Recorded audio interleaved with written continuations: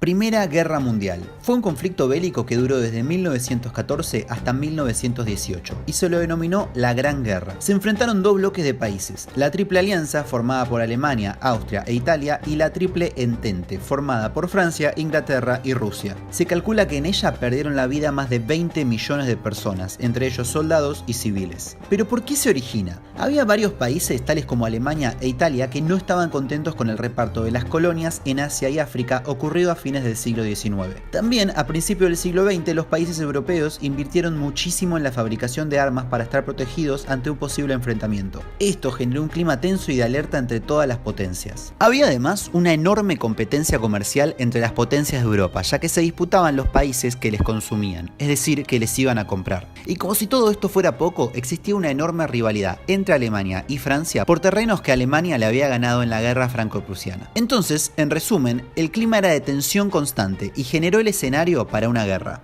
¿Y cómo estalla?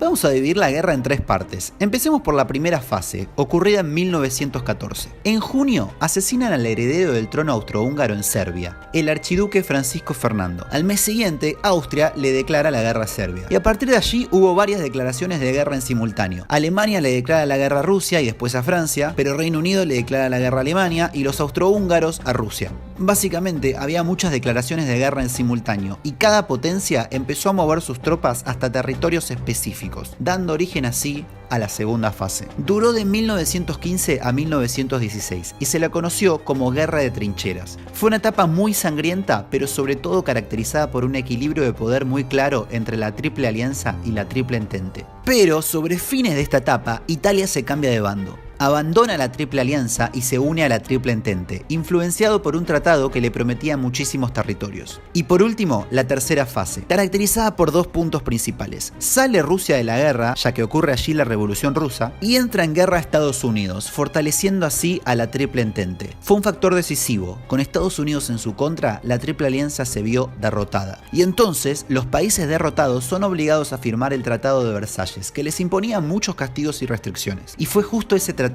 el que tiempo más tarde influenciaría otra gran guerra. Pero eso se los vamos a contar más adelante, en los siguientes videos de Tigmas. Adiós.